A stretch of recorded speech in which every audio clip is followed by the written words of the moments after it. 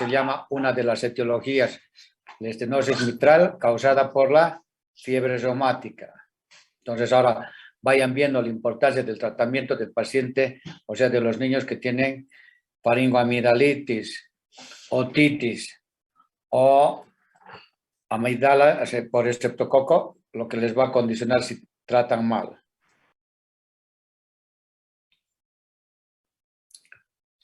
Para hacerles recuerdo de la anatomía de la válvula mitral, tiene un anillo fibroso. La válvula mitral está formada por dos válvulas, una anterior y otra posterior.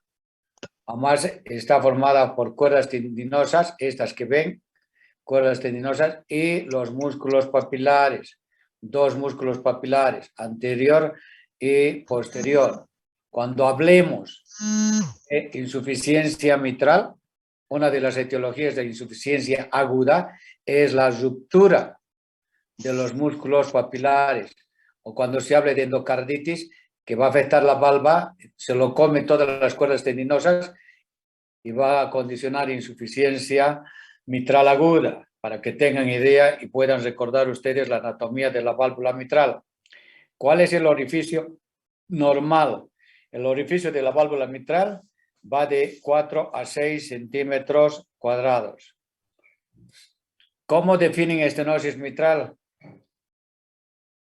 Como la obstrucción del tracto de entrada del ventrículo izquierdo a nivel de la válvula mitral, o les va a ser más fácil decir, es la dificultad del vaciamiento de la aurícula izquierda al ventrículo izquierdo. ¿Durante qué fase del ciclo? ¿Cuándo hay la apertura de la válvula mitral? Durante la diástole. Fácil. Dificultad al vaciamiento de la aurícula izquierda hacia el ventrículo izquierdo durante la diástole. O pueden decir ustedes estrechamiento del orificio de la válvula mitral, alteración a nivel de las valvas o alteración del aparato de sostén. La fiebre reumática, lo que les comentaba, va a condicionar el 75% de la lesión, y la lesión es la válvula mitral. 20-25% va a ser la aórtica, 5% distribuidas entre la tricuspidia y la pulmonar. Tienen la otra causa o etiología de la estenosis mitral, las cuales pueden ser congénitas. Tienen el síndrome de Luttenbacher, enfermedad de Fabry, síndrome de Hurler, de Shane, válvula mitral en embudo. ¿Tienen idea ustedes el diagnóstico de estenosis mitral en embudo? ¿Tienen idea ustedes? No. No, doctor. No, muy bien. Se las va a hacer tan fácil que van a decir, ahora entendemos.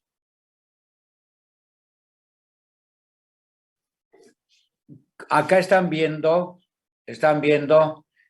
el músculo papilar y las cuerdas tendinosas, ¿verdad? Se llega a ver el cursor, ¿verdad? Sí, doctor. Muy bien. Cuando decimos en embudo, en estenosis congénitas, traduce lo siguiente. Este se va a insertar en el septum interventricular. Cuando decimos en embudo, este músculo papilar, el anterior, permítanme, el de acá, perdón.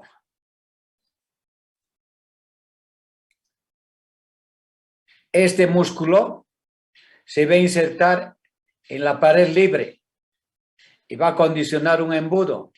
O, por el contrario, va a ser que el que está insertado, de acá, que se encuentra en la pared libre, se va a insertar a nivel de la valva anterior. Aquí va a insertarse este músculo papilar. ¿Y qué va a condicionar? En un embudo. ¿Ahora es comprendido? ¿Ahora comprenden? Quiere decir que los dos músculos papilares se van a insertar al mismo lado, ya sea a nivel del septo interventricular o a nivel de la pared libre. y lo cual va a condicionar la imagen como si fuera un embudo. ¿Está bien? ¿Está claro? Después tienen síndrome carcinoide o la estenosis por depósitos de amiloides, drogas, fibrosis y calcificación, por tumores, o pueden ser, ¿qué tal si un tumor, el mixoma, ocluye la vía de entrada de la válvula mitral? Entonces, ¿qué es lo que va a tener el paciente? Va a presentar edema agudo de pulmón y el paciente se va a morir. O si tiene trombos. ¿Qué es lo que van a encontrar ustedes en la fiebre reumática? Va a encontrar alteraciones a nivel de las comisuras, los cúspides y cuerdas en el 45%, a nivel alteraciones de la comisura 30%, 15% cúspides y las cuerdas 10%. ¿Y qué van a encontrar ustedes? Fibrosis, fusión, acá vean, fibrosis, fusión y engrosamiento de la válvula. Si ustedes simulan la apertura de la boca de este pescado, es similar a la estenosis mitral. Y ustedes pueden hacer el diagnóstico en el eco y dicen tiene estenosis mitral secundario a estenosis mitral. ¿Cómo van a clasificar ustedes la severidad de la estenosis mitral? Tienen ustedes algunos métodos diagnósticos, obviamente tienen la clínica, pero acá desde el advenimiento de la ecocardiografía ya no es que a los niños hace 30, 40 años tenían que hacerles cateterismo cardíaco para ver cuál era el área de la válvula mitral.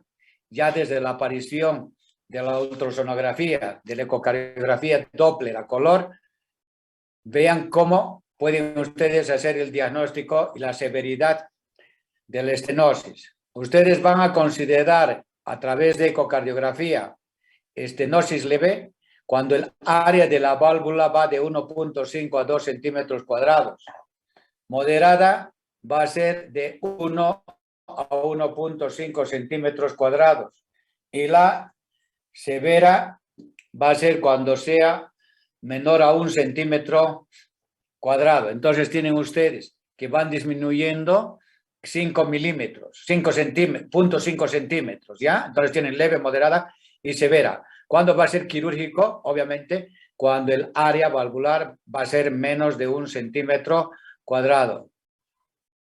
Ahora bien, para que ustedes puedan entender lo fácil que es en la clínica la estenosis mitral y por qué repercute en formas retrógrada al ventrículo derecho, a la aurícula derecha y va a causar insuficiencia tricuspidia, órgano funcional.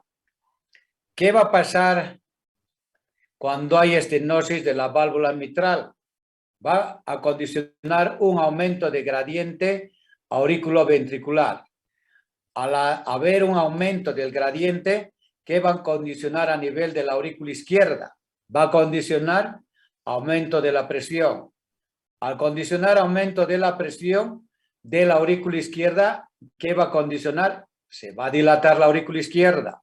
Al dilatarse la aurícula izquierda, ¿cuál es la arritmia que va a estar presente? La fibrilación auricular. Y la fibrilación auricular, ¿qué es lo que va a condicionar como complicaciones? Va a condicionar tromboembolia pulmonar o accidentes vasculares cerebrales de tipo isquémico, por un lado. Por el otro lado, al aumentar la presión de la aurícula izquierda, ¿qué va a condicionar? O sea, las venas pulmonares van unidas y desembocan en la aurícula izquierda. ¿Qué va a condicionar en forma retrógrada? ¿Cuál le va a ser más fácil vaciar el volumen? ¿Hacia el ventrículo izquierdo o hacia las venas pulmonares? ¿Cuál tiene mayor presión? La mayor presión tiene el ventrículo izquierdo y le es más fácil irse en forma retrógrada. ¿Y qué va a condicionar? Hipertensión pulmonar, la cual en forma retrógrada, ¿qué va a producir la hipertensión pulmonar? Hipertrofia del ventrículo derecho.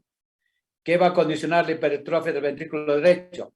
Va a condicionar que condicione insuficiencia tricuspidia por dilatación del anillo y va a producir ¿qué? Dilatación de la aurícula derecha e insuficiencia cardíaca derecha. ¿Y qué es lo que van a encontrar en el paciente?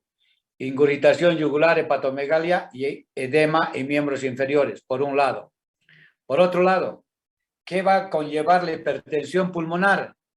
Va a haber hipertensión venopulmonar e hipertensión de la arteria pulmonar. ¿Y qué va a condicionar? El paciente va a tener falla cardíaca izquierda, disnea de medianos, pequeños, grandes esfuerzos, ortopnea, disnea paroxística nocturna, y el paciente va a llegar a ¿qué? Lo último es edema agudo de pulmón. ¿Tienen alguna duda al respecto? Porque si no saben esto, no van a saber ustedes la clínica. ¿Por qué las manifestaciones de insuficiencia cardíaca izquierda va a comprometer el corazón del lado derecho? Y acá tienen toda la respuesta que va a hacer la estenosis mitral, repercutiendo todo el lado derecho en forma retrógrada. ¿Cuáles son las manifestaciones clínicas que el paciente va a tener? Ahora, normalmente el 50% de los pacientes obviamente son niños, ni se acuerdan que han tenido fiebre reumática. Y acá, como dice, vean la diapositiva, a partir de la tercera década, entonces van a tener compromiso la válvula mitral o la válvula aórtica secundaria de la fiebre reumática. Entonces, no es inmediatamente. ¿Y qué va a traducir en la clínica? El paciente va a tener disnea de grandes, medianos, pequeños esfuerzos, disnea paroxística nocturna y demás, y que puede llegar edema agudo de pulmón. Las palpitaciones que va a presentar el paciente, ¿por qué va a ser? Por la fibrilación. Les va a decir, me late rápido el corazón. ¿Qué es lo que van a pensar ustedes rápidamente? Que el paciente tiene fibrilación auricular. O el otro, que venga y doctor, estoy tosiendo y escupo con sangre. Entonces, hemoptisis. Y esto es, la triada esta se conoce como la triada de Bouchard y puede acentuarse durante el ejercicio, estrés, fiebre, actividad sexual y el embarazo. Si hemos visto la fisiopatología, vean acá que la estenosis mitral puede conllevar al paciente falla ventricular derecha. Puede complicarse con embolias, tromboembolia pulmonar, ya se ve isquémico. Tienen ustedes, cuando la aurícula izquierda está muy dilatada, va a comprimir el nervio laringio recurrente izquierdo, ¿ya? Y va a estar el paciente con ronquera, pero es por dilatación de la aurícula izquierda y que se llama ¿qué? Síndrome de Horner, ¿ya? Síndrome de Horner.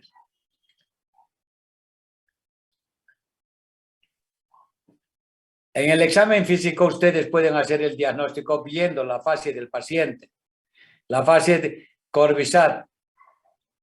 ¿Qué es lo que va a presentar? Una eritrocianosis malar o del lóbulo de la oreja y de la punta de la nariz. ¿Qué van a encontrar ustedes examinando el cuello? Una onda A gigante y una onda B. ¿Cómo va a estar el pulso arterial? Puede estar normal, irregular si tiene fibrilación auricular o parvus Seller. En la palpación, ¿qué es lo que van a encontrar? Latido apexiano desplazado, pueden tener latido sagital o latido en balancín. ¿Y cuál es la triada de Chávez? Mayor matidez del segundo ruido en segundo espacio intercostal. O pueden tener ustedes latido palpable de la arteria pulmonar en el segundo. Cuando hacen ustedes palpación, claro, no han hecho ustedes semiología por lo del COVID, pero pues acá el segundo ruido que traduce que si es de la sigmoidea aórtica pulmonar y si tiene hipertensión pulmonar, ¿cómo va a estar el segundo ruido? Va a estar aumentado. ¿Ya? Entonces, vean acá. En la auscultación de la fiebre reumática, secundario a la estenosis mitral, tienen ustedes la onomatopeya de Durossier. ¿Y qué traduce? Primer ruido brillante. ¿Por qué es brillante e intenso?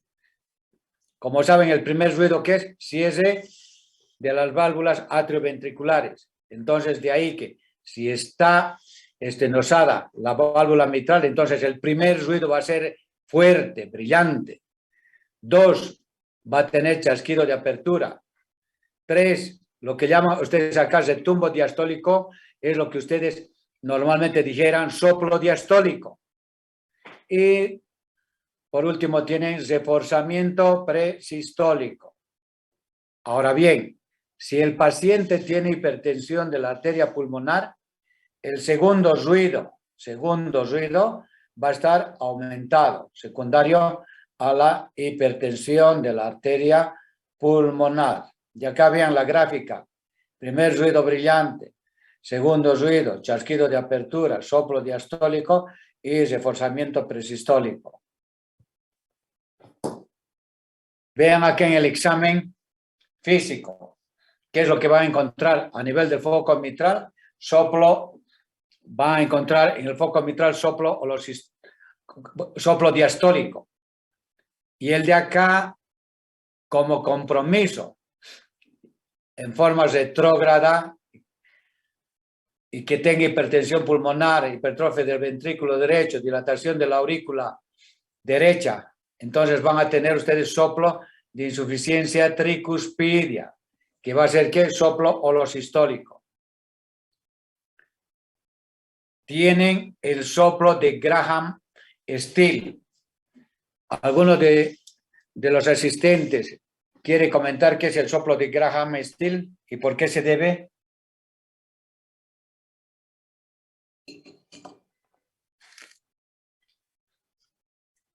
Lo interesante de estas charlas es que les doy el tema. Quiero ver si ustedes siquiera tienen la gentileza de revisar el tema para que la charla no sea monótona, porque al fin y al cabo les puedo decir, les voy a dar los temas, les paso las diapositivas y punto, ¿verdad? La idea es compartir conocimientos con ustedes. Esa es la idea. ¿Quién me puede decir qué es el soplo de Graham-Still?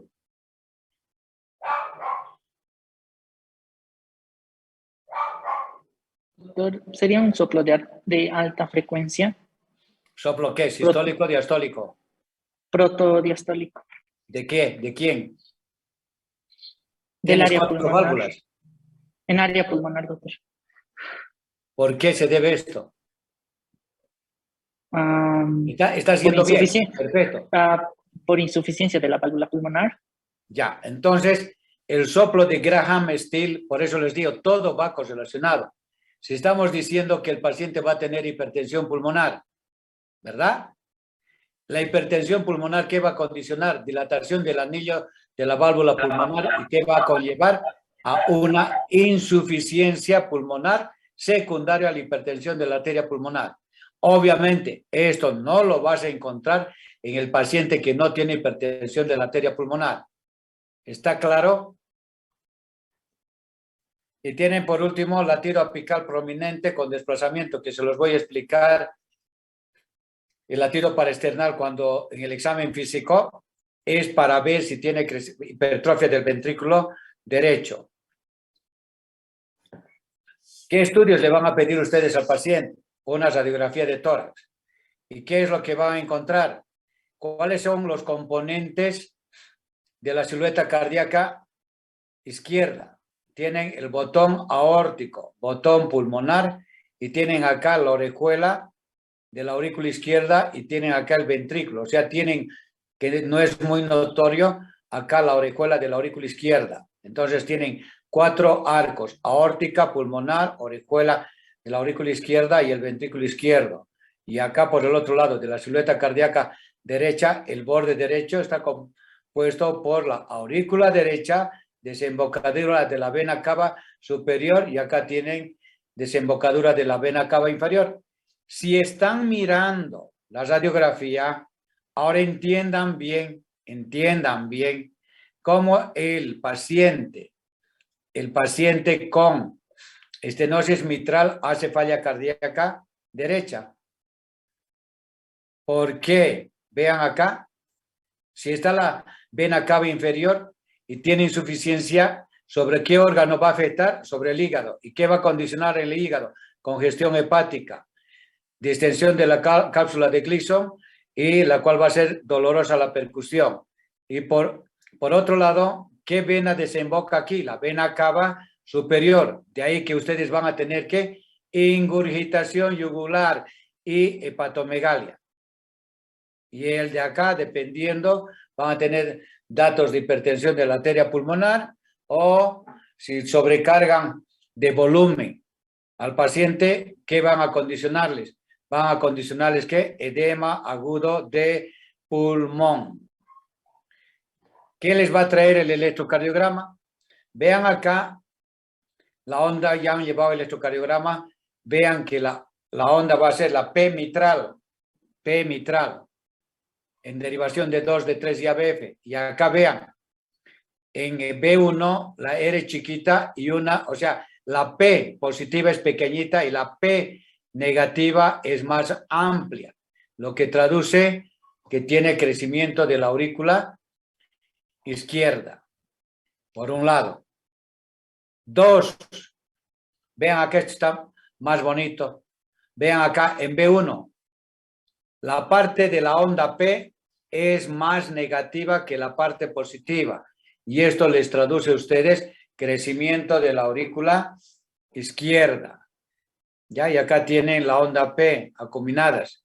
¿Ya? Y esto se debe a insuficiencia tricuspidia. Pero el de acá tienen, ustedes ya por el electrocardiograma pueden decir, tiene estenosis de la válvula mitral e dilatación de la aurícula izquierda, el de acá, y dilatación acá pues vía auricular, derecha e izquierda. O puede el paciente presentar arritmias. ¿Cuál es la arritmia más frecuente que se encuentra? Es la fibrilación auricular. La fibrilación auricular. Y vean acá, ustedes ya tienen, los intervalos RR son irregulares, no hay onda P, presencias de ondas F chiquititas. Si se fijan, los complejos QRS son totalmente de diferentes tamaños. Alternancia eléctrica. ¿Ya? Y lo único que falta acá es el fenómeno de Eichmann, como si fuera un extrasístole con imagen de bloqueo de rama derecha. Son los 5 características de la fibrilación auricular. ¿Por qué la fibrilación auricular es la arritmia más frecuente? ¿Por qué? Porque ustedes van a encontrar en pacientes que tienen estenosis mitral, miocardiopatía dilatada, independientemente de la etiología, ya sea por Chagas, alcohol, viral, Coxsackie, y ya sea hoy en día por el coronavirus. Pacientes que tienen hipertensión arterial van a tener FA, pacientes que tienen hipertiroidismo, pacientes que hacen tromboembolia pulmonar, pacientes que tienen vías anómalas, el tipo Wolff-Parkinson-White, y el infarto de la aurícula derecha. ¿Por qué? Porque el nodo sinusal está irrigado por una rama que nace de la coronaria derecha.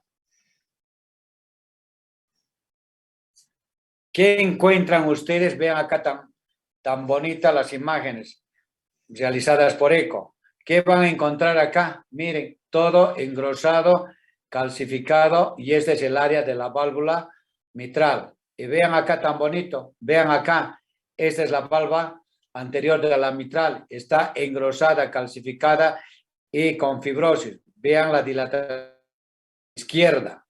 El ventrículo izquierdo va a ser normal, pero pueden encontrar acá, si tiene insuficiencia tricuspidia, dilatación de la aurícula derecha. Y vean acá el ventrículo derecho. Entonces, normalmente en la ecocardiografía, ustedes van a encontrar que la apertura va a ser en domo y va a haber pérdida de la movilidad de la valva posterior. ¿Y cómo van a hacer ustedes para cuantificar el área de la válvula? Pueden hacerlo por 2 métodos. Uno por planimetría y el otro van a hacer un score para ver si se unen los criterios para hacerle valvuloplastía. Entonces, ¿qué es lo que encuentran? Fibrosis, fusión de comituras, apertura endomo y que es diagnóstico de la fiebre reumática en estenosis mitral. Y acá está el Doppler. Si ustedes se fijan, esta es la pendiente E y esta es la onda A. Si tiene onda A, quiere decir que está en ritmo sinusal. Si se fijan en este otro extremo, el de la izquierda, donde está el cursor, acá no tiene la onda A, no hay esto. Entonces traduce que el paciente tiene ¿qué? Fibrilación auricular. Y esto son métodos. A partir del tiempo, calculando el tiempo de hemipresión, ustedes van a tener ahí el área de la válvula mitral. ¿Está bien? Muy bien. Además, la ecocardiografía les va a poder diagnosticar que si existe trombos, ¿dónde? En las orejuelas, en la orejuela izquierda o trombos intracavitarios. ¿Cuál es el tratamiento? El tratamiento, ¿qué es lo que van a hacer ustedes? Disminuir la presión a nivel de quién, de la aurícula izquierda y de la arteria pulmonar.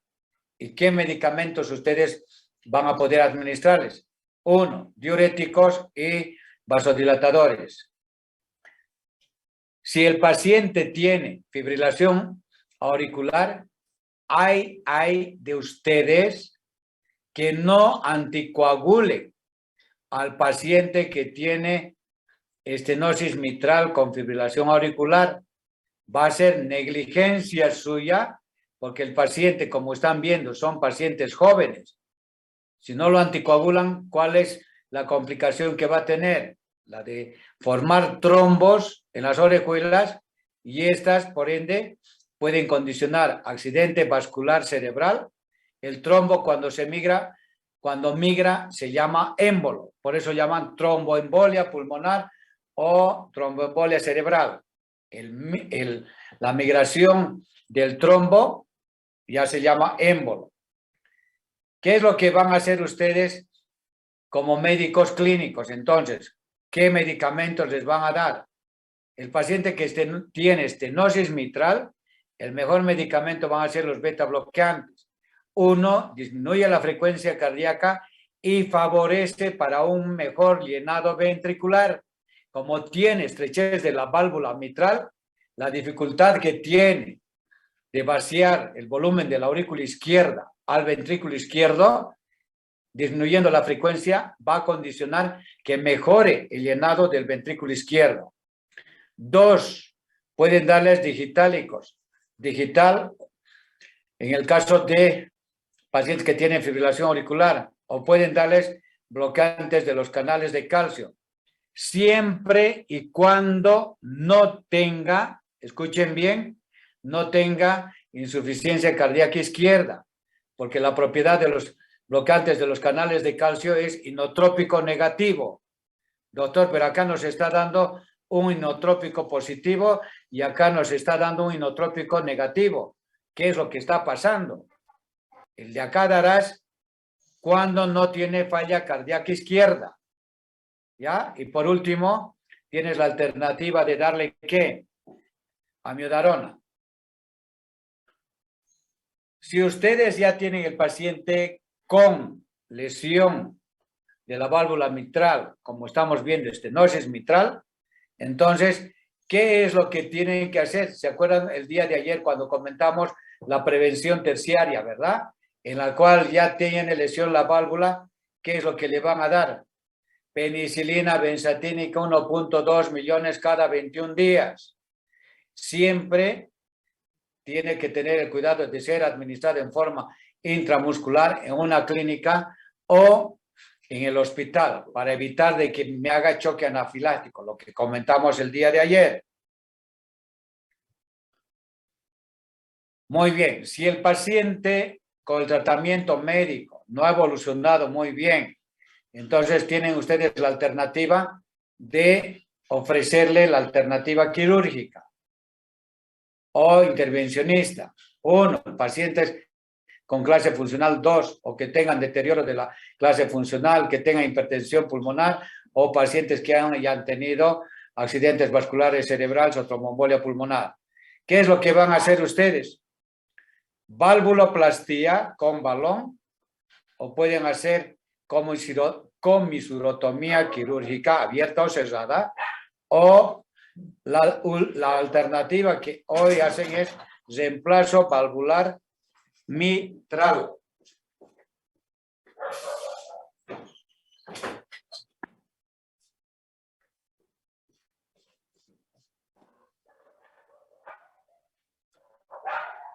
Vean ahí la valvuloplastía, este es el balón de Inouye.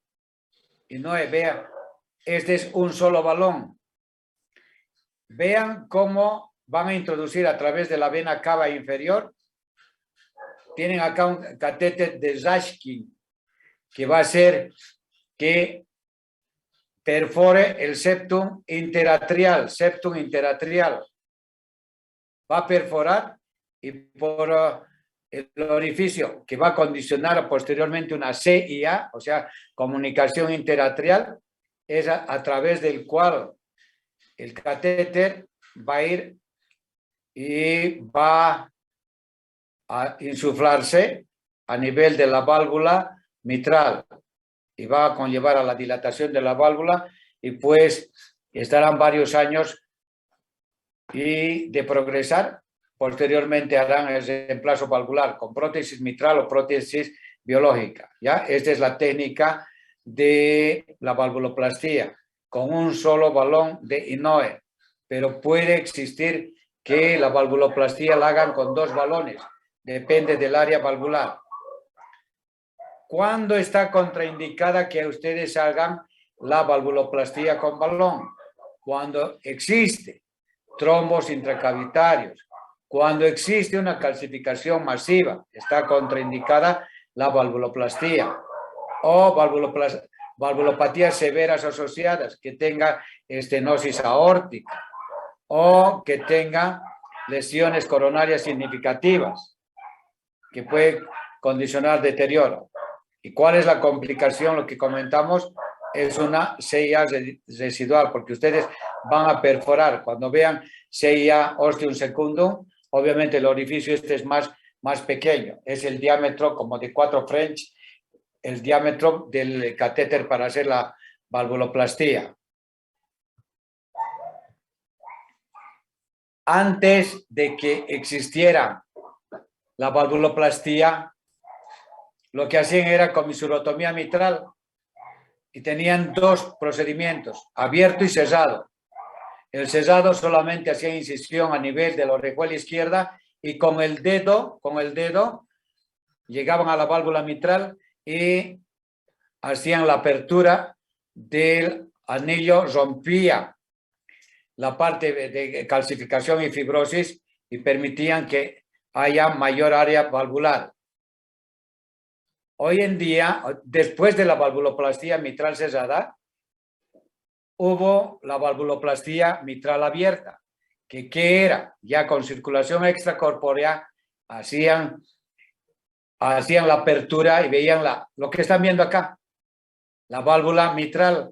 Entonces, quirúrgicamente con el bisturí, lo que hacían es retiraban toda la parte de calcificación, la fibrosis, la fusión de comisuras y permitía ampliar el orificio valvular. ¿Ya? Muy bien. Pero hoy en día ya lo que se hace es la implantación, ya sea de la válvula mitral mecánica o válvula biológica. Vean, la tasa de mortalidad es el 2% y el 25% va a ser cuando operan ustedes un paciente en clase funcional 4. La sobrevida, el 85% a 5 años y de 2 al 4% hay complicaciones y tromboembolias pulmonares que va a presentar. ¿Por qué va a disfuncionar la válvula mecánica? ¿Por qué?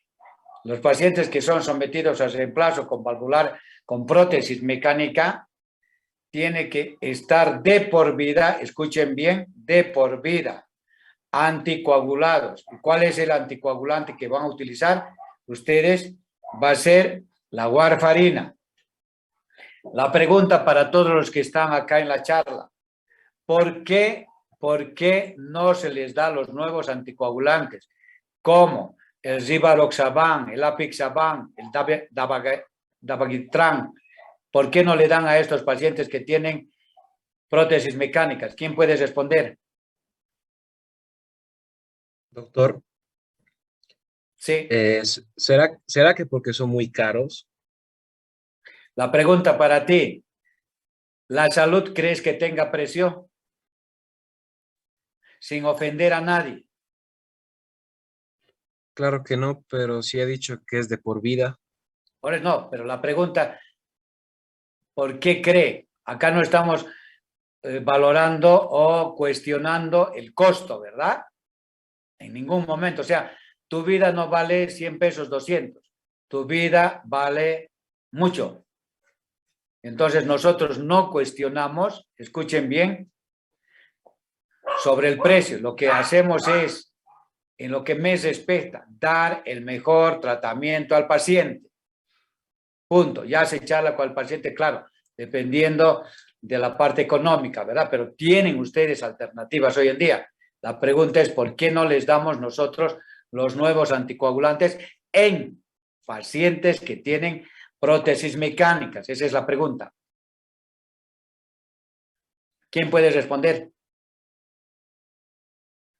Y esto se los voy a preguntar en el examen. ¿Quién responde? Anímense. ¿Efectos adversos, doctor? No. A ver, continúa. ¿Por qué crees? Doctor, me parece que es por la vía de administración, porque estas Es son... vía oral, la warfarina es vía oral y estas son tabletitas, es vía oral también, igual. Las dos son vía orales. Doctor, ¿puede ser porque causa mucha hemorragia?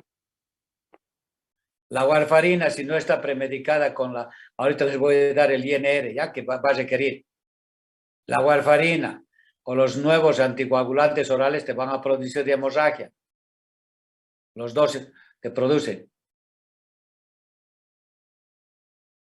Y van a leer en los libros de Harrison, de Cecil, de Brandwell, de Hertz, de lo que ustedes quieran, y a veces uno no entiende. ¿Y por qué? Y ahí en los libros dice, no se administra en el tratamiento los nuevos anticoagulantes orales.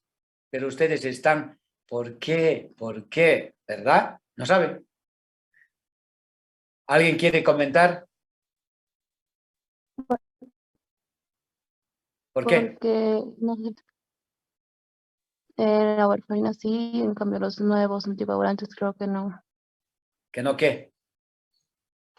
Que no Vas podemos bien, ya. controlar. Como dicen, caliente, caliente, ya vas. Muy bien. Les voy a dar la explicación. Con la warfarina, ustedes tienen un método para el control, que es el tiempo de protrombina, y ya de muchos años y décadas se hizo una normativa internacional, que es el INR, en la cual para las prótesis mecánicas el valor va a ser de 2 a 3.5, dependiendo si es mitral o es aórtica. ¿Ya? Entonces esos son los niveles de anticoagulación. Muy bien. ¿Por qué no se les da, ahora la respuesta, por qué no se les da los nuevos anticoagulantes orales? Tipo Apixaban, Rivaroxaban, Dabigatran. ¿Por qué? Porque no puedes hacer un control en qué nivel de anticoagulación está y a qué dosis. De ahí es que está contraindicado de que utilicen estos nuevos anticoagulantes. 1.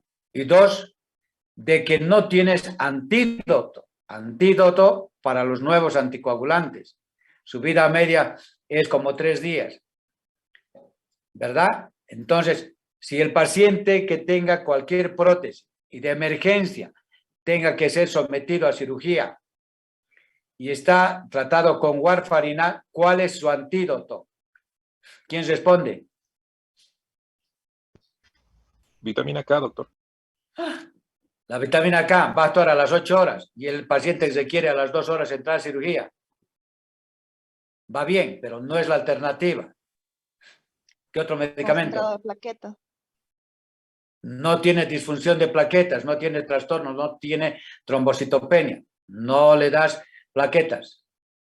Para los pacientes que reciben warfarina y van a ser sometidos a cirugía, el tratamiento de elección es pasarles plasma fresco congelado de 10 a 20 cc por kilo peso. Ese es el tratamiento. ¿Ya?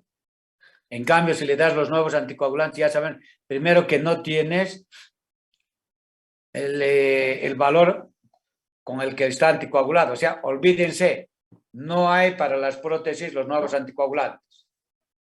¿Está claro? Y para las prótesis biológicas, obviamente, es como tejido normal. Entonces solamente le van a dar antiagregantes plaquetarios, ya sea aspirina o clopidogrel, ¿ya? Y cuando son sometidos a cirugía, el primer mes le dan anticoagulación, pero nada más. Pero el paciente no requiere anticoagulación cuando tiene prótesis biológica. Y acá tienen los diversos tipos de prótesis.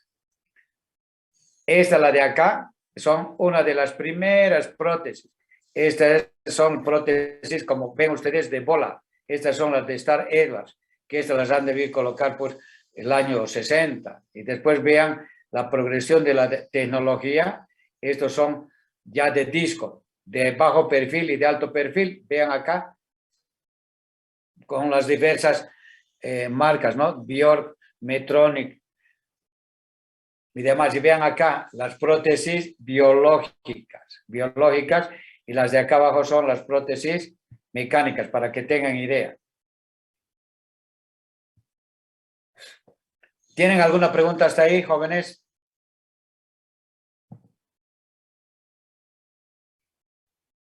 Doctor, Dime. no creo haber entendido bien por qué es la warfarina y no los nuevos anticoagulantes. Si me puede explicar otra vez, por favor. Ya.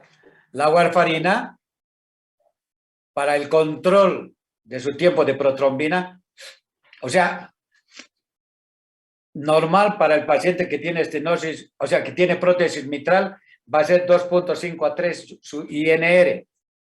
¿Hasta ahí estás bien? Sí, doctor. Muy bien.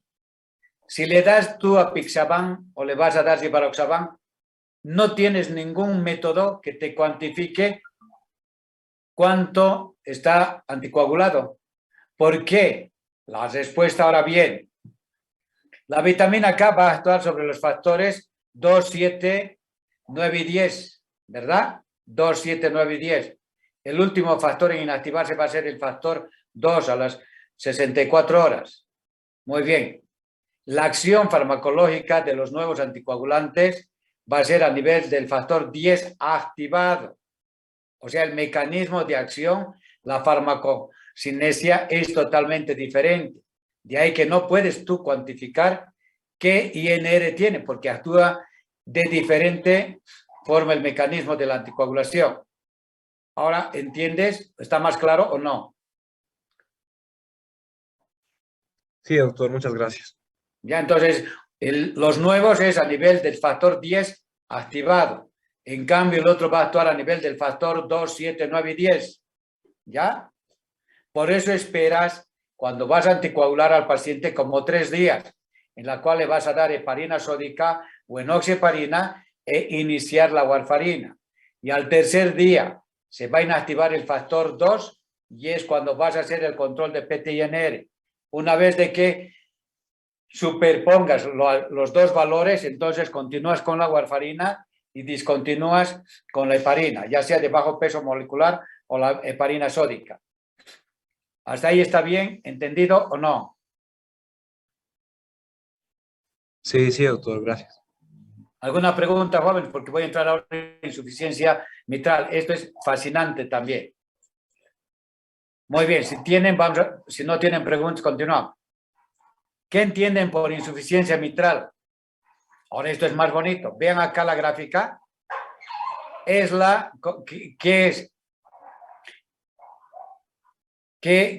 traduce la insuficiencia mitral? Es la regurgitación de volumen del ventrículo izquierdo. ¿Hacia dónde? Hacia la aurícula izquierda. ¿En qué fase del ciclo? En el fase del ciclo de la sístole. Cuando se cierra, como es incompetente, entonces va a haber fuga. Parte del volumen, acá ven, se va a ir a la aorta y parte del volumen se va a ir a la aurícula izquierda por incompetencia de los velos de la válvula mitral, ya sea la válvula anterior o la posterior. Y acá tienen definición: flujo en sentido retrógrado durante la sístole desde el ventrículo izquierdo a la aurícula izquierda por un orificio anormal de la válvula. O pueden definir ustedes como dificultad del cierre de la válvula mitral, o puede deberse esto a prolapso de la válvula mitral. Muy bien. La etiología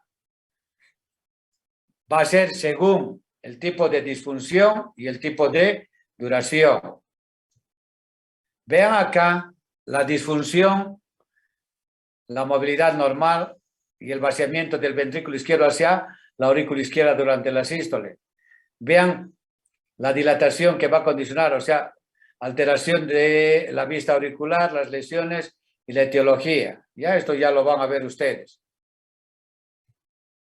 Vean los diferentes disfunciones, 3A, 3B, y tienen acá cuál es la etiología. No es como de la válvula de la estenosis mitral. Acá son múltiples las etiologías. Según su duración, pueden ser agudas y crónicas. Agudas, infarto agudo del miocardio. Secundario acá, vean ahora. Doctor, entendemos más fácil. Ruptura del músculo papilar. Si ustedes tienen infarto del septum a nivel donde se inserta el músculo papilar anterior, ¿qué va a producir el infarto? Necrosis, y se va a desinsertar el músculo papilar, y si desinserta el músculo papilar anterior, ¿qué va a condicionar? Insuficiencia mitral severa, edema agudo de pulmón y el paciente se muere. ¿Qué va a condicionar con las endocarditis? Las endocarditis, vean acá, ruptura de las cuerdas tendinosas, se la come la cuerda tendinosa. Entonces, al no haber coaptación adecuada de los velos de la válvula mitral, va a condicionar la insuficiencia mitral severa, edema agudo de pulmón y el paciente se murió. O puede ser accidente traumático, pacientes que están en la movilidad, no tienen el cinturón de movilidad, ¿qué es lo que va a condicionar? Va a ser traumatismo de tórax y el paciente pues puede tener ahí rupturas de cuerdas, músculos papilares y condicionar insuficiencia mitral aguda y el paciente se muere, o prolapso de la válvula mitral, o que tengan ustedes ruptura de la cuerda tendinosa. ¿Les es fácil entender todo esto de las agudas? ¿Verdad? Es muy sencillo.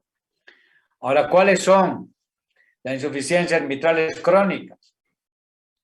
Pacientes que tengan prolapso valvular leves o moderados, síndrome de Barlow, o que tengan calcificación anular, o puede ser lo que pasa en enfermedad de Chagas, por dilatación del anillo de la válvula mitral y tricuspidia va a tener insuficiencias. O ahora vean que va relacionado uno con el otro. En la carditis reumática, en la carditis, que era lo que comentamos en pancarditis, que iba a haber pericarditis, miocarditis y endocarditis. O puede ser isquémica, disfunción del músculo papilar.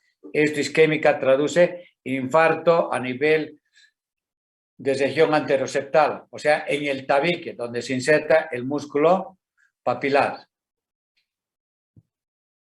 Y acá vean, así como la ecocardiografía les ha permitido cuantificar la estenosis, ustedes por la ecocardiografía pueden cuantificar la insuficiencia mitral. Y lo que van a hacer es, esta es la aurícula izquierda, dividen en 3 tercios, 1 tercio, 2 tercios y 3 tercios. Cuando el flujo regurgitante del ventrículo izquierdo llega hasta el tercio inferior, van a decir que es insuficiencia mitral leve. Cuando el flujo regurgitante llega a los 2 tercios o hasta la mitad de la aurícula, van a decir ustedes insuficiencia mitral moderada. Y cuando el flujo regurgitante llega hasta las venas pulmonares, el flujo regurgitante, el mosaico que tienen ustedes, entonces dicen ustedes tiene insuficiencia mitral severa. Vean ahora acá, permítanme un segundito. Muy bien. Ahora, ¿qué es lo que va a pasar en la fisiopatología? El orificio, obviamente, no hay coaptación de las valvas del anterior ni posterior de la válvula mitral. ¿Qué va a haber? Una impedancia al vaciamiento del ventrículo, el cual va a condicionar ¿qué? Regurgitación en sístole. Por eso es que dicen ustedes insuficiencia mitral soplo holosistólico. ¿Por qué? Porque hay regurgitación del ventrículo izquierdo hacia la aurícula izquierda durante ¿qué? Durante la sístole. ¿Qué va a condicionar? Sobrecarga de volumen ¿de qué? ¿De qué cavidad? De la aurícula izquierda. Y parte va a irse al ventrículo izquierdo. Por dilatación y sobrecarga de volumen y dilatación de la aurícula izquierda, ¿qué es lo que va a presentar el paciente? Nuevamente, fibrilación auricular.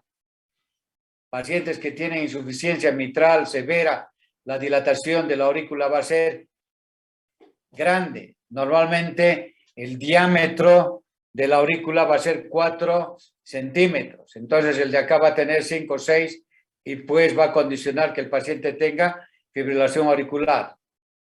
Si estamos hablando de lesión de la válvula mitral, en el caso este es de la insuficiencia, entonces la clínica también va a ser falla ventricular izquierda. Obviamente va a depender del grado de insuficiencia. Si tiene insuficiencia mitral leve, no va a tener mucha sintomatología, pero si la insuficiencia mitral es moderada o severa, obviamente, ¿cuál es nuevamente más fácil?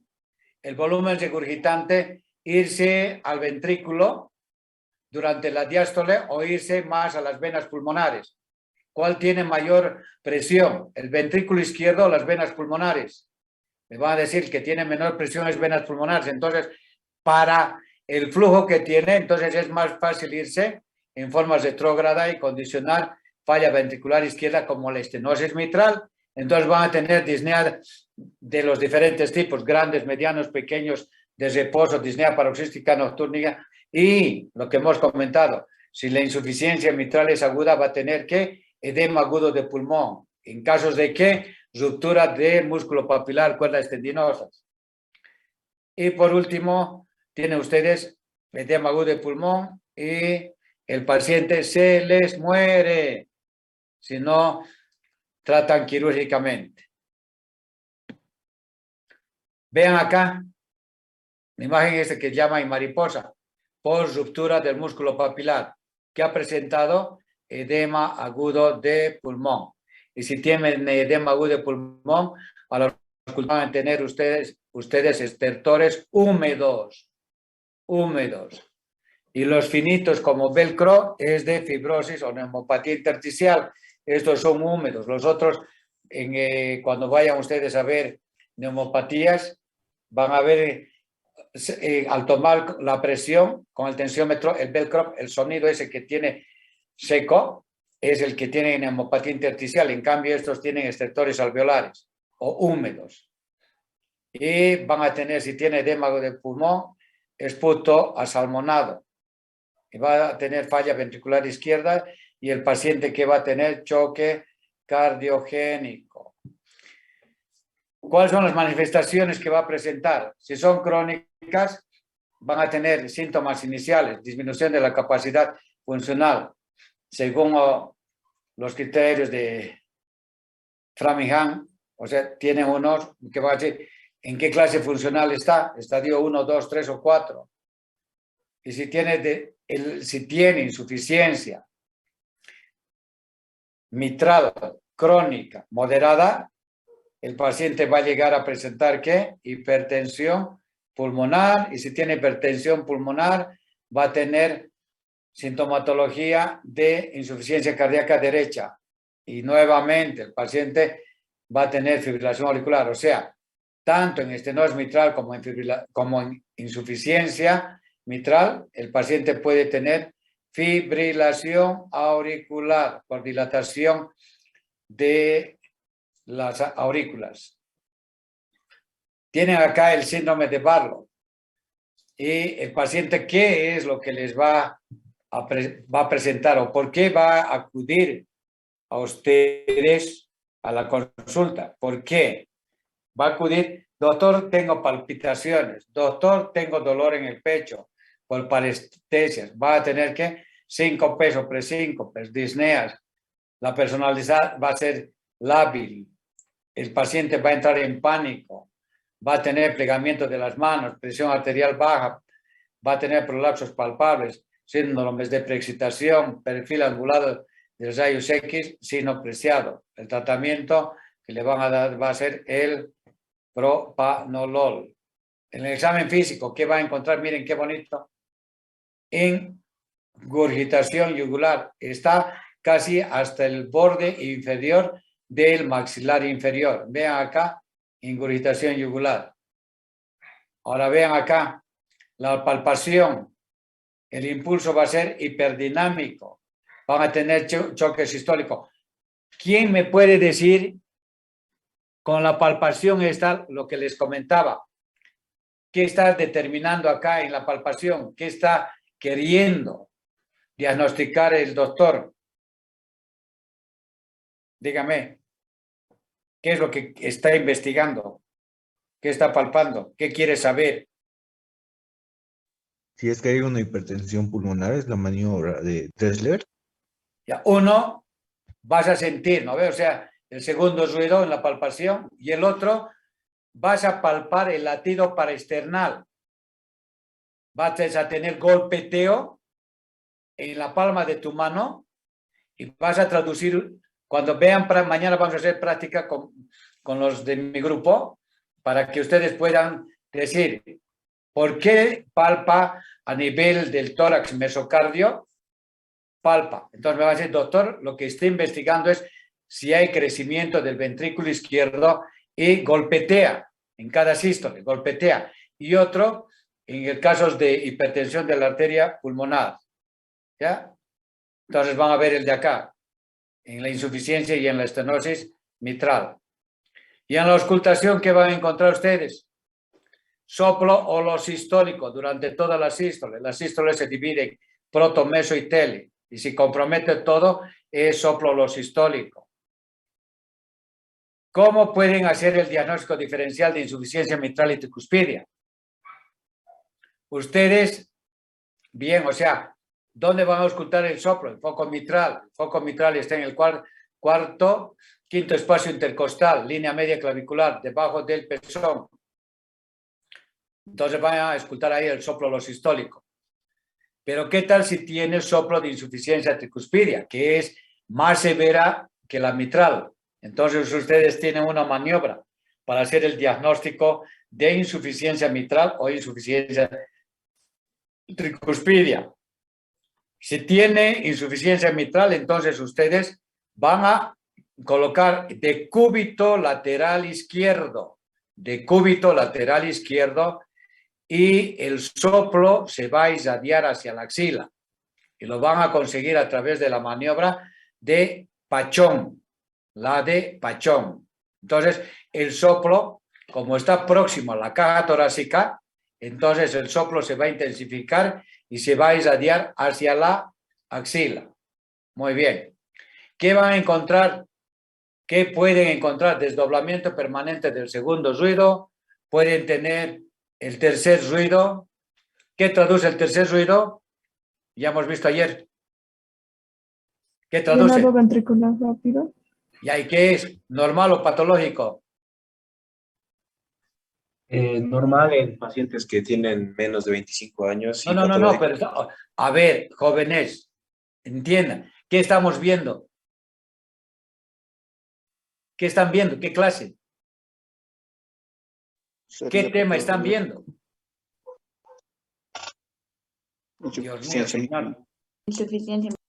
Ya, y si dice tercer ruido en la insuficiencia mitral, por eso es la pregunta, ¿qué es tu diagnóstico? Ay, Dios mío, señor. Insuficiencia mitral. Insuficiencia mitral. No, pues, estamos viendo insuficiencia mitral y tienen tercer ruido, ¿qué es lo que tienen?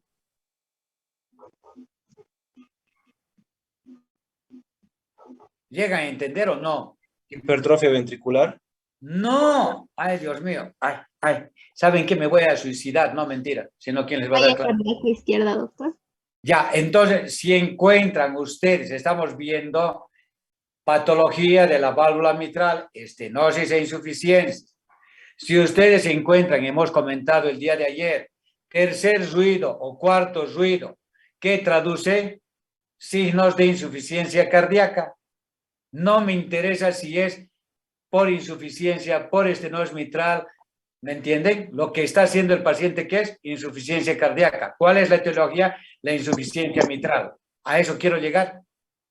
Es un dato patológico que traduce falla cardíaca izquierda. ¿Ahora está claro? Jóvenes, Sí, Sí, doctor. doctor. Cierto. ¿ya? Muy bien. Y acá vean la radiografía. Entonces, ¿qué es lo que va a encontrar? Igualito que del estenosis mitral. Si tiene insuficiencia mitral severa, va a tener dilatación de la aurícula izquierda y van a encontrar los 4 arcos. ¿Cuáles van a ser? La aorta, la pulmonar, la orejuela izquierda y el ventrículo izquierdo. Y por el otro lado, la aurícula derecha. Pero puede tener doble arco hacia el lado derecho, secundario al crecimiento de la aurícula izquierda. Cardiomegalia expresa de cavidades izquierdas, va a tener congestión venocapilar, edema agudo de pulmón o, en casos avanzados, va a tener cardiomegalia global. Y ahí tienen el electrocardiograma, igualito, crecimiento de los dos va a ser igual, estenosis e insuficiencia. Las P bimodal y la P más negativa en derivación B1. ¿Qué se llama esto? Ya han visto ustedes. ¿Quién me dice? ¿Qué es lo que tiene? Flutter, doctor. Fibrilación auricular. Flutter auricular. Tiene. ¿Y por qué es flutter auricular? Porque tiene ondas de Chiesa. Es como el serrucho, ¿verdad? ¿Verdad? Como serrucho. Sí, sí, doctor. Ya, pero acá tienen otro nombrecito. Fíjense acá en B1. Los intervalos y en todo el electro, los intervalos RR, ¿cómo son? ¿Son regulares o irregulares? Irregulares. Irregulares, ¿no ve? Mira, este es más ancho, más angostito, más angostito, más ancho, ¿no ve? Sí, ¿Está bien? sí, doctor. Muy bien. Esto es lo que antes, escuchen bien. Si los van a entender, lo que siempre hago es yo no les enseño de memoria. Soy enemigo de que aprendan de memoria. Lo que quiero es que razonen, piensen y comprendan. Los intervalos RR son irregulares. ¿En qué patología hemos visto eso? Fibrilación auricular, ¿verdad? Pero acá tienes los dientes de Chiesa o los dientes de tiburón. Tiene esto flutter, pero los intervalos RR son irregulares. Antes se conocía con el nombre de fibrilo-flutter. ¿Entienden? Fibrilación porque eran intervalos RR irregulares, pero con ondas de Chiesa. Por eso llamaban flutter, fibrilo-flutter. Hoy se conoce con el nombre de flutter con conducción irregular. que sería lo mismo, es la misma cholita con otra pollera, ya, para que entiendan ustedes. Si les hablan de fibrilofláter o fláter con conducción irregular, es lo mismo. ¿Captaron? Sí, doctor. Sí, doctor. Esto ya han visto con el doctor Arnés. De nuevo, ahora vean acá, métodos diagnósticos. Después de los avances de la ecocardiografía, entonces vean qué es lo que van a ver. Miren, este es transesofágico. Vean la valva anterior de la mitral, la aurícula izquierda y el ventrículo izquierdo, la mitral. Acá el flujo regurgitante. Este es ventrículo izquierdo y vean la aurícula izquierda, casi está llegando hasta las venas pulmonares. Entonces me van a decir ustedes qué es lo que tiene. Insuficiencia mitral severa. Vean acá la válvula, la ventrículo izquierdo, aurícula izquierda, aurícula derecha y ventrículo derecho. Entonces todo esto van a encontrar ustedes en insuficiencia mitral. Y acá tienen la ecocardiografía, ver si es de origen reumático o es cualquier otra etiología. Vean, ventrículo izquierdo y vean acá el mosaico del reflujo. ¿Hasta dónde está llegando? Casi hasta las venas pulmonares. Y acá tienen. Ah, doctor, ahora entiendo. ¿En qué ciclo está detectando el soplo? Durante la sístole eléctrica. ¿Ya? Sístole eléctrica. Acá tienen el flujo de la insuficiencia mitral y tricuspidia. Lo mismo va a ser. ¿Ya? ¿Quién me dice la sístole eléctrica y la diástole eléctrica? La diástole eléctrica empieza ¿dónde? De la onda T hasta la onda Q. Y de la onda Q hasta donde termina la onda T es la sístole. ¿Ya? Por eso van a ver que siempre al paciente van a colocarle los electrodos para que vean el flujo, a qué corresponde durante la sístole o la diástole. Y el de acá tiene el cateterismo cardíaco que hoy en día, a no ser que tenga cardiopatías congénitas complejas, van a ser el cateterismo. Hoy en día ya no se utiliza. Lo que ha revolucionado es la ecocardiografía. Nuevamente, ¿cuáles son las complicaciones de la insuficiencia mitral moderada severa? Por dilatación de la aurícula, ¿qué va a tener? Fibrilación auricular. Si tiene fibrilación auricular, ¿qué va a condicionar? Formación de trombos. ¿Qué va a complicar? Embolias periféricas al sistema nervioso central o tromboembolia pulmonar. Si no hace el tratamiento profiláctico cada 21 días, colocarle la penicilina, entonces les va a hacer endocarditis infecciosa. Si tiene insuficiencia severa, ¿qué les va a condicionar? Edema agudo de pulmón. ¿Qué arritmias va a tener?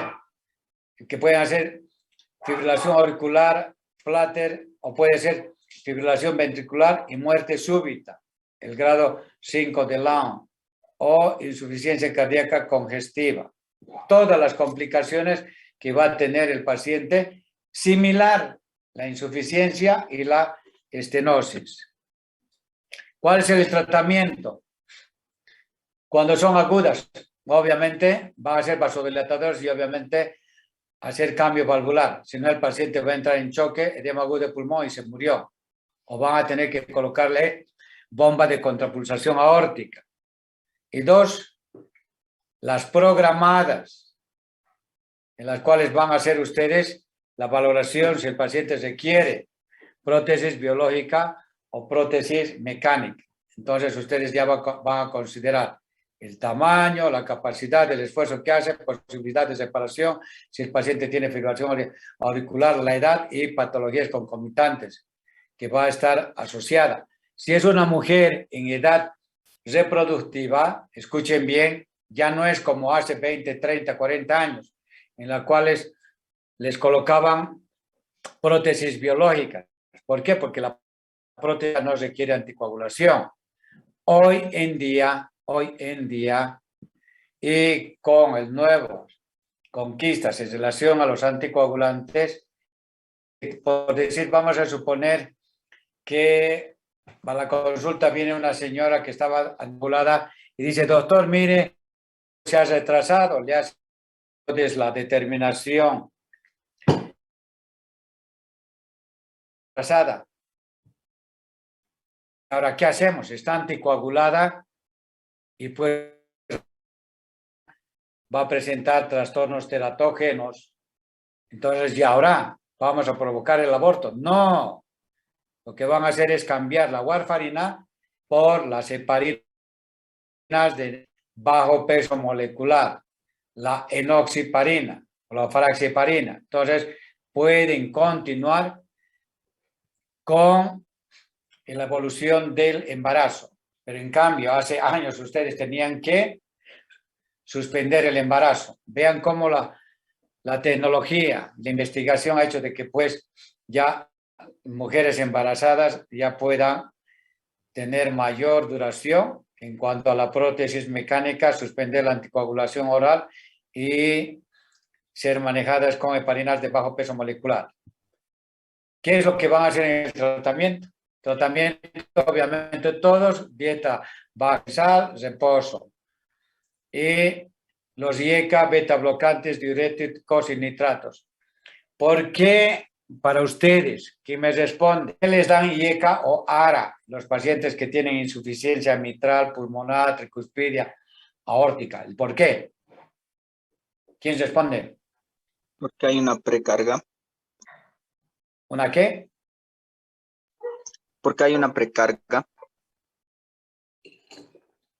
La pregunta es, ¿por qué le das, estamos preguntando, ¿por qué le das IECA o ARA en los pacientes que tienen insuficiencia mitral o aórtica, tricuspidia, pulmonar? ¿Por qué?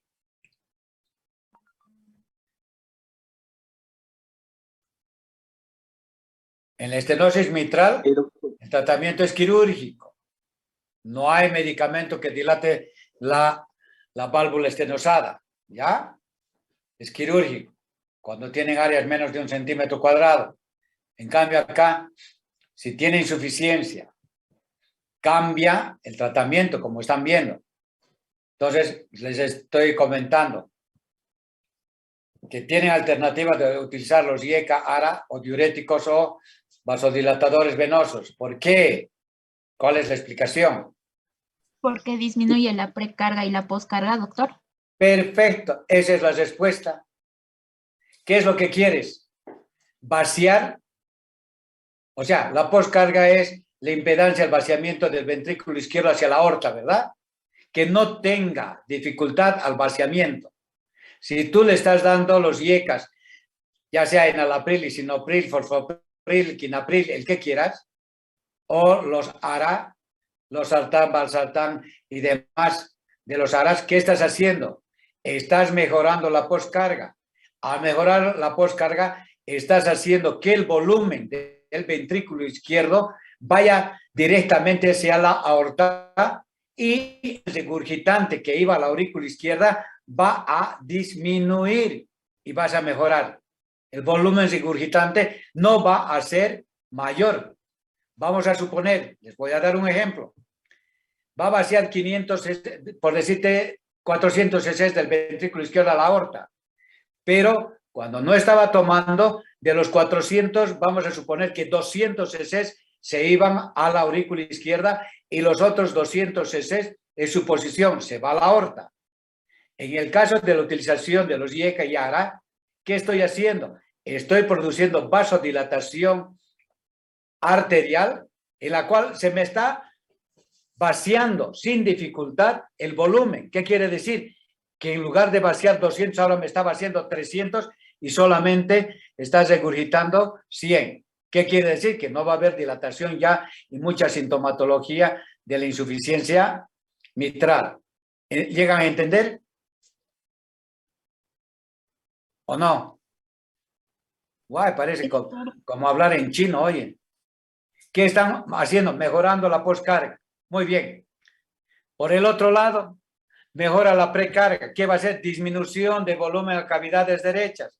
Por eso le dan diuréticos, disminuye la precarga, disminuye con vasodilatadores venosos, y ahí tienes los nitratos, nitrato de isosorbide o mononitrato de isosorbide. Disminuye el volumen sanguíneo que va a ir a cavidades derechas. Al disminuir el volumen, obviamente vas a disminuir el volumen que va a la arteria pulmonar, del pulmón, a las venas pulmonares, y va a disminuir el volumen ¿a dónde? A la aurícula izquierda. De ahí que si ustedes le dan IECAS, ARAS, diuréticos, van a mejorar la precarga y la postcarga. ¿Está claro ahora?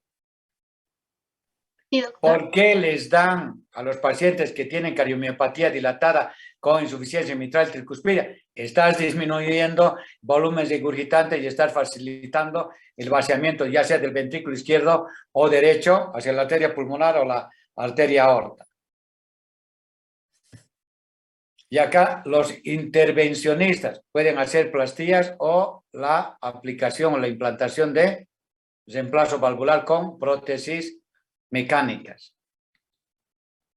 Ya han visto ustedes, ¿no? Los diferentes tipos. O pueden hacer anuloplastías. Pero ¿qué es mejor? Van a hacer ¿qué? Reemplazos valvulares. Y ahora, hoy en día, el de acá es cuestionable. Mujeres en edades reproductivas de baja esperanza de vida, obviamente. Entonces, mejor que le hagas su reemplazo valvular con prótesis biológica y pues hoy en día tienen las prótesis mecánicas, aún en etapas de procreación. ¿Alguna pregunta, jóvenes?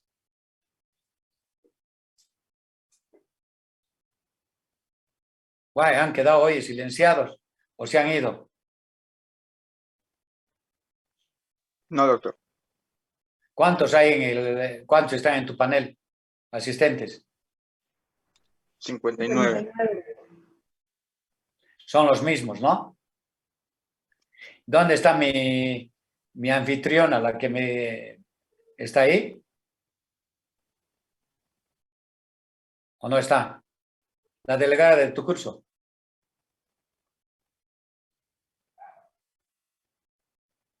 La que me facilite el link, ¿cómo se llama? La representante de tu curso. Es Adriana, doctor, y se encuentra con otra clase. Pidió que le disculpe por esta vez. O sea, llevamos... ¿Crees que todo esto va a entender? ¿Crees? Lo que no entiendo es cómo selecciona cada uno, ¿no? Es la selección natural de Darwin. ¿Sabían, no ve? ¿O tampoco saben? Muy bien. Para el día de mañana, escuchen bien, no sé cómo les voy a hablar. Van a ver estenosis aórtica, insuficiencia aórtica. Mañana, viernes. ¿Ya? Entonces, agarren, lean, o sea, ahora que puede. Y acá ustedes tienen toda la potestad de preguntar, así van a aprender. Dudas que tengan, no se queden con las dudas, pregunte. Y si no sé, voy a repasar al otro día y se los voy a comentar, pero nunca les voy a mentir. ¿Me entienden? Entonces, pero me gusta la participación de ustedes. Doctor, ¿por qué esto? Doctor, ¿por qué el otro?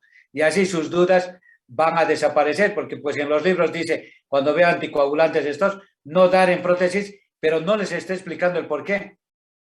Solamente dice contraindicación de los nuevos anticoagulantes en prótesis. No hay el por qué. Ah, pero ya, oye, el doctor acá interviene, les explica y les da el por qué no utilizan los nuevos anticoagulantes. ¿Por qué? Porque por el mecanismo farmacológico. Diferente es el esquema de coagulación y los factores que intervienen en la vía extrínseca e intrínseca que los nuevos anticoagulantes. ¿Ya?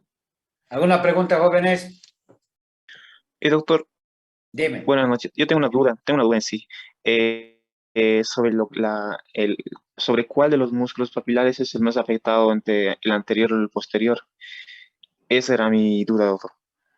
¿Sobre cuál músculo? Sí, el papilar anterior, porque el libro mencionaba de que el posteromedial era el más afectado en muchos casos, pero usted había mencionado de que el anterior es el más afectado. Ya, Esa ahora era mi duda. te voy a dar la explicación. En este ejemplo, ¿ya? En el ejemplo este, los pacientes que... Espérate, vamos a entrar... Es que como que anatomía se han olvidado, ¿no? Listo, acá está donde está. Sí. La anatomía normal, ¿verdad? Acá tienes... Espera, si no, espera un segundito. Cuando vimos los... Si no, no van a entender.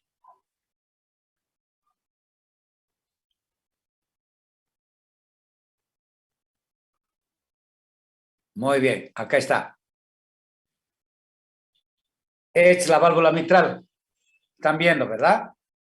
Tienen cuerdas tendinosas y este es el músculo papilar anterior de la valva anterior y esta es la posterior. Esta se va a insertar en la pared posterior del ventrículo izquierdo y esta se va a insertar ¿dónde? En el septum interventricular. ¿Hasta ahí está bien? ¿Dónde está el que me pregunta? Ya, ¿dónde se inserta el músculo papilar anterior? En el septum. En el ejemplo que les colocaba yo, que si el paciente ha tenido infarto en esta zona, vean acá, vamos a suponer que se ha ocluido la descendente anterior y está de acá para acá afectado, ¿qué va a producir en este segmento? ¿Qué va a producir? Necrosis. El tejido del septum se va a morir, ¿verdad?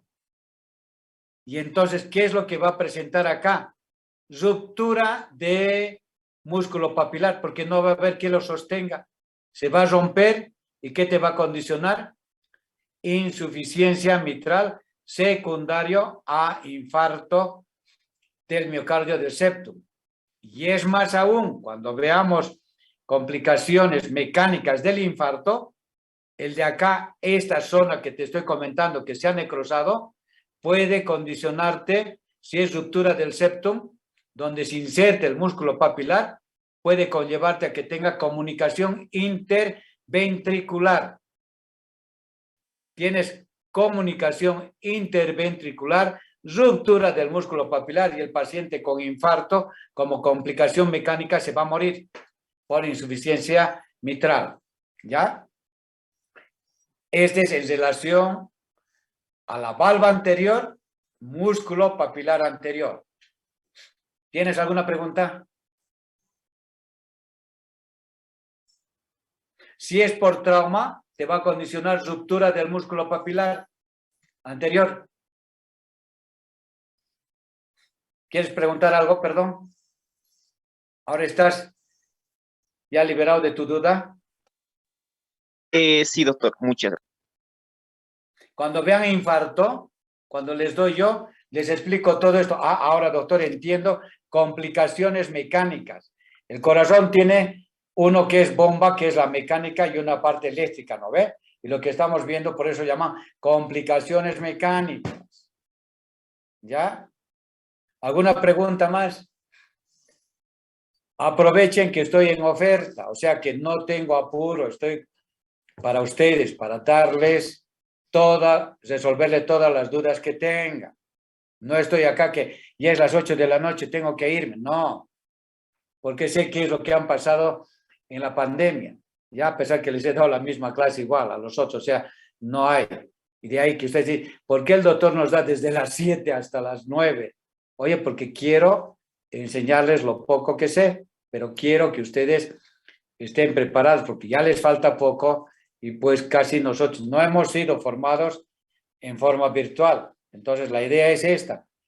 Y ustedes ahora van a entender, si 56 alumnos están de 300, ¿qué es lo que quieren?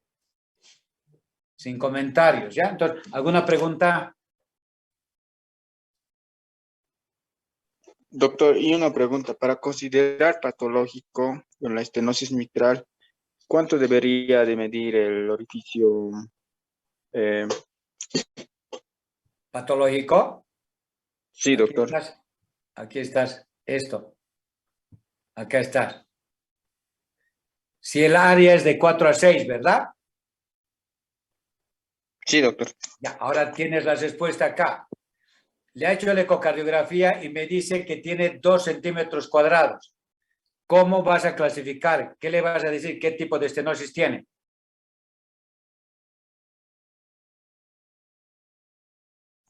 Según Tiene la 2 serie. centímetros cuadrados. ¿Cuál va a ser tu diagnóstico? Estenosis mitral, ¿qué? ¿Leve, moderada o severa? ¿Tienes ahí? Leve, doctor. Ya. Tienes área de 1.7. ¿Cuál es el diagnóstico? ¿Cuál es Moderada. el diagnóstico? ¿Qué? Leve, doctor. Leve. Te voy a decir, tiene 1.3. ¿Cuál es el diagnóstico? Moderada.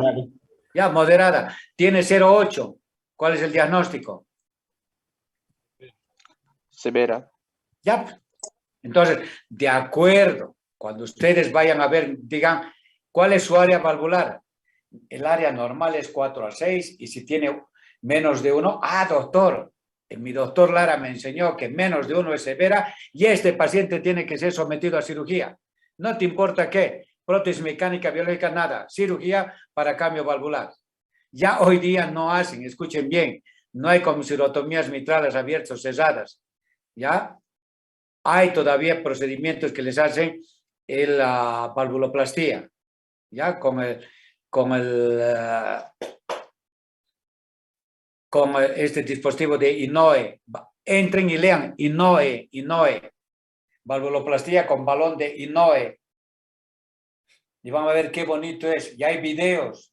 O sea, la informática para ustedes es tan riquísima que los videos pueden ver. No se los he subido porque pues les va a quitar tiempo, ¿ya? Pero les voy a mostrar videos. Es, como dice, es fascinante.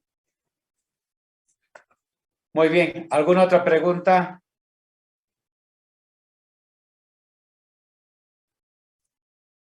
¿Alguna otra pregunta, jóvenes? Doctor, Dime. es sobre estenosis mitral. ¿Qué quieres saber? ¿Cuál es la pregunta? Si en el electro ya vemos fibrilación auricular y signos de hipertrofia ventricular derecha, ya de por sí solo con el electro podríamos ya decir que estamos frente a una estenosis. No. Escuchen bien. El electro, escúchame bien, te permite, pero no te va, o sea, vas a decir crecimiento de la aurícula izquierda, ¿verdad? No hay más. Crecimiento de la aurícula izquierda. Y entonces tú tienes ya 2 diagnósticos. Yo para interpretar voy a decir crecimiento de la aurícula izquierda. ¿Será por estenosis o será por insuficiencia? No sé, porque ahí no me va a dar.